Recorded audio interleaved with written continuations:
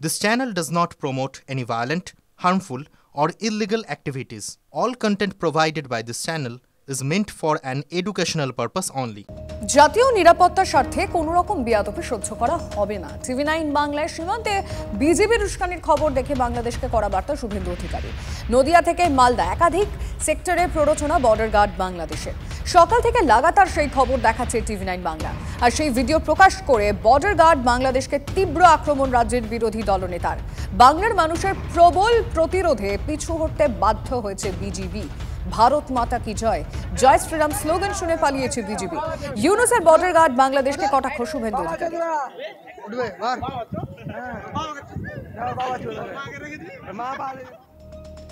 গঙ্গাসাগর মেলার ভিড়কে কাজে লাগিয়ে অনুপ্রবেশের আশঙ্কা গোয়েন্দাদের। আর এই পরিস্থিতিতে রাজ্য প্রশাসনকে জল পাহারার গুরুত্ব দেওয়ার নির্দেশ দিলেন মুখ্যমন্ত্রী মমতা বন্দ্যোপাধ্যায়। এই নিয়ে নৌবাহিনী এবং উপকূলরক্ষী বাহিনীর সঙ্গেও কথা হয়েছে বলে জানিয়েছেন মুখ্যমন্ত্রী। যাতে কেউ কোনো রকম কোনো ক্ষতি করতে না পারে। আর আমি নেভিকে অলরেডি বলেছি, কোস্টাল গার্ডকেও ভালো করে বলতে হবে যাতে কোনো রকম ওদিক থেকে কোনো এদিকে কোনো প্রবলেম না হয়। জলটাকেও খেয়াল রাখতে হবে, জল স্থল আকাশ সবটাই খেয়াল রাখতে হবে। 8ই জানুয়ারি থেকে গঙ্গাসাগর মেলা শুরু।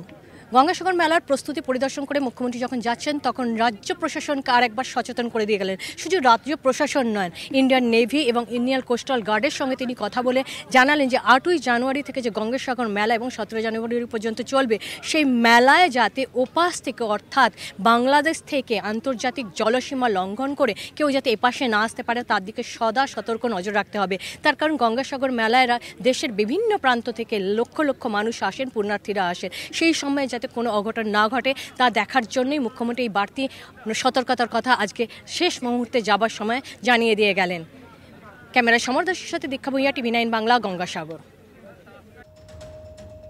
বাংলাদেশের প্রাক্তন প্রধানমন্ত্রী শেখ হাসিনার পাসপোর্ট বাতিল করল ইউনুস সরকার। এর পাশাপাশি 96 জনের পাসপোর্টও বাতিল করা হয়েছে। হাসিনা ছাড়াও তালিকায় নাম রয়েছে তার প্রতিরক্ষা উপদেষ্টা মেজর জেনারেল তারিক আহমেদ সিদ্দিকী, প্রাক্তন আইজিপি বেনজির আহমেদ, ন্যাশনাল টেলিকমিউনিকেশন মনিটরিং সেন্টারের ডিরেক্টর জেনারেল জিয়াউদ্দিন হাসান। গত জুলাই মাসে বাংলাদেশে গণ আন্দোলনে হত্যা ও মানুষকে গুম করার অভিযোগে 97 জনের পাসপোর্ট বাতিল বাংলাদেশের অন্তর্বর্তী সরকারের। 22 জনের বিরুদ্ধে মানুষকে গুম করার অভিযোগ সামনে এসেছে। 75 জনের বিরুদ্ধে হত্যাকাণ্ডে জড়িত থাকার অভিযোগ।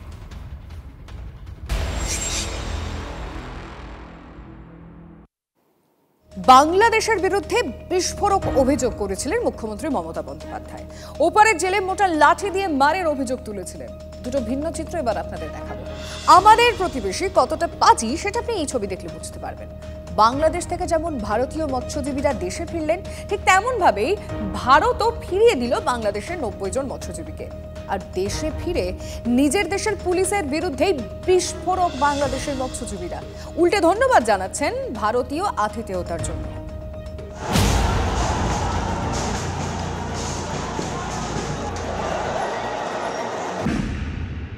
সংখ্যালঘুদের ওপর আক্রমণ,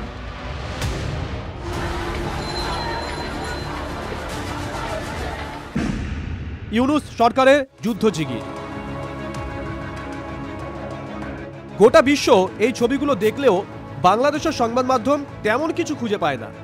উল্টে বাংলাদেশের সংবাদ মাধ্যমের একটা অংশ বারবার প্রচার করেছে ভারত নাকি মিথ্যে তথ্য দিচ্ছে, বারবার হাটে হাঁড়ি ভেঙেছে। আরও একবার ভাঙল বাংলাদেশের মিথ্যার হাঁড়ি। না, অন্য কেউ নয়, বাংলাদেশের হাঁড়ি ভাঙলেন বাংলাদেশের মৎস্যজীবীরাই।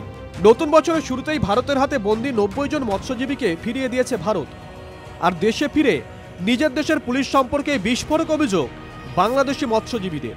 আমাদের বাংলাদেশের পুলিশ এত খারাপ, ওরা যারা আমরা পড়ে রয়েছি বিদেশে, ওরা আমাদের বাড়ি থেকে টাকা চাইছে। আমার থেকে চায় না, আমার ভাইদের থেকে চাইছে। কারো কাছ থেকে 5000, কারো কাছ থেকে 3000, কারো কাছ থেকে 2000। পুলিশ বাড়িতে গেছে, কিন্তু আমরা এই দুর্ভোগের ভিতরে ছিলাম। কেন তারা পুলিশের টাকা নিল? তারা 5000 টাকা করে দাবি করছে। টাকা আমাদের কিসের জন্য তারা আমরা বলতে পারি না। না, কোনো ভারতীয় সংবাদ মাধ্যম নয়, বাংলাদেশের সংবাদ মাধ্যমেই এই কথা বলেছেন মৎস্যজীবীরা। তবে এখানেই শেষ নয়, আরও আছে। বাংলাদেশের মাতব্বরদের একটা অংশ অভিযোগ করছিল বাংলাদেশের হাতে বন্দী ভারতীয় মৎস্যজীবীদের উদ্ধার করতে নাকি ভারত ইচ্ছাকৃত বাংলাদেশি জেলেদের বন্দী করেছে। সেই মিথ্যের হাড়িটাও ভেঙে গেল হাতে। বাংলাদেশের মৎস্যজীবী উল্টে ভারতকে ধন্যবাদ দিচ্ছেন ভালো ব্যবহারের জন্য।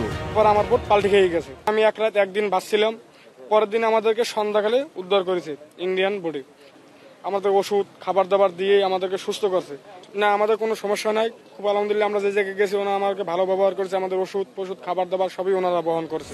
সীমা লঙ্ঘন করলে নিয়ম মাফিক আইন আদালত হয়, কিন্তু বাংলাদেশি জেলেদের সঙ্গে ভারত কোনো খারাপ ব্যবহার করেনি। কিন্তু ভারতীয় মৎস্যজীবীরা কি পেলেন? শরীর মারিছে, এই মাথাটা তা প্রচন্ড, এই এলাকা ধরে এইখানটা ধরে প্রচন্ড যন্ত্রণা করছে, এইভাবে মারিছে।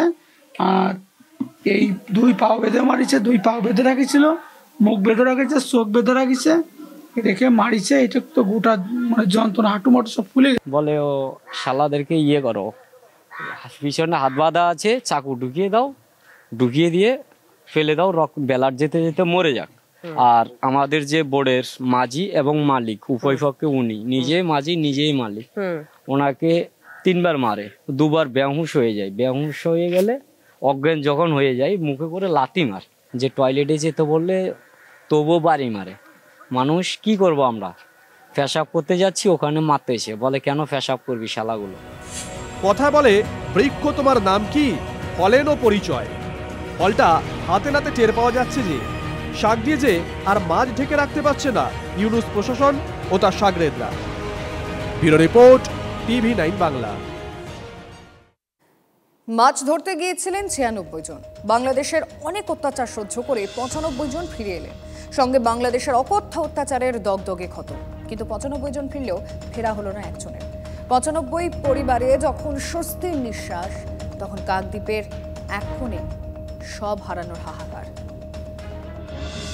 বাড়ির মানুষগুলো বাড়ি ফিরেছে, কিন্তু কারো চোখে মুখে স্বস্তি নেই। বাংলাদেশ নৌসেনার অত্যাচারের স্মৃতিগুলো তাড়িয়ে বেড়াচ্ছে। কাকদ্বীপের মৎস্যবন্দরে এসে ভিড়েছে ওই ট্রলারটাও, যার দায়িত্বে ছিলেন গুণমণি। বাংলাদেশের নৌসেনার জাহাজের ধাক্কায় সমুদ্রের জলে ছিটকে পড়েছিলেন গুণমণি। আমি এখন অভিজিৎ 3 নম্বর ট্রলারে রয়েছি। কেন এই ট্রলারে আসার কথা? এই ট্রলার ব্যাপকভাবে ক্ষতিগ্রস্ত, আর এই ট্রলার থেকে এক মৎস্যজীবীর মৃত্যু হয়েছে, একজন মাঝি। তার কোথায় কি হয়েছে? ড্রাইভার আর কি, ইঞ্জিনের ড্রাইভারের তার মৃত্যু হয়েছে।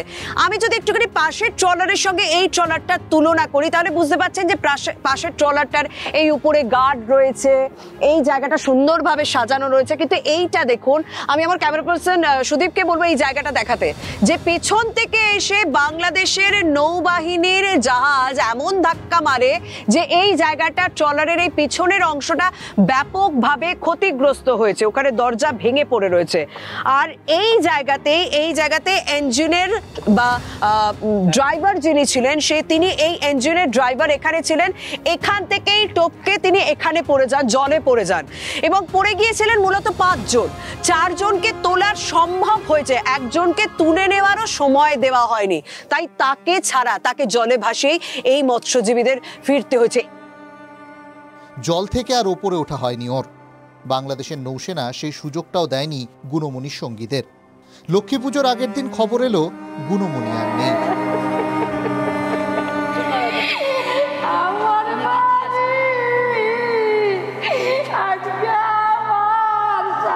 নতুন বছরে বাংলাদেশের হাতে বন্দী 95 জন মৎস্যজীবী ফেরত এলেন বাড়িতে। আর একটা ব্যাগ বন্দী হয়ে এলো গুণমণির জামা কাপড়। সেটাই আঁকড়ে বুক ফাটা কান্নায় গুণমণির স্ত্রী শিখা। আমার স্বামীর জামা কাপড় আমি এই জামা কাপড়গুলো পরে গেছিলেন? এই জামা কাপড় লক্ষ্মী পুজোর একদিন আগে তিনি খবর পান তার বাড়ির যে লক্ষ্মী আনে, যিনি রোজগার করেন, তিনি নেই। তবু না চলে বিশ্বাস হয় না। কালকে সবাই ফিরেছেন, 95 জন মৎস্যজীবী ফিরেছেন, তার সঙ্গে তার স্বামীর জামা কাপড় ফিরেছে।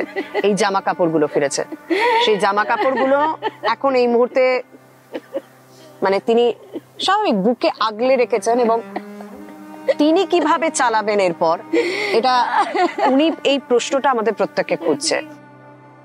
কাকদ্বীপের অনেকটা অংশ জুড়ে যখন স্বস্তি, তখন এক কোণে হাহাকার। সবাই এলো, শুধু একজন ছাড়া।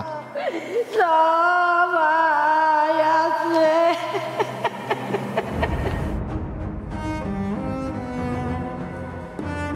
ক্যামেরায় সুদীপ গুছাইতের সঙ্গে শর্মিষ্ঠা চক্রবর্তীর রিপোর্ট, TV9 বাংলা।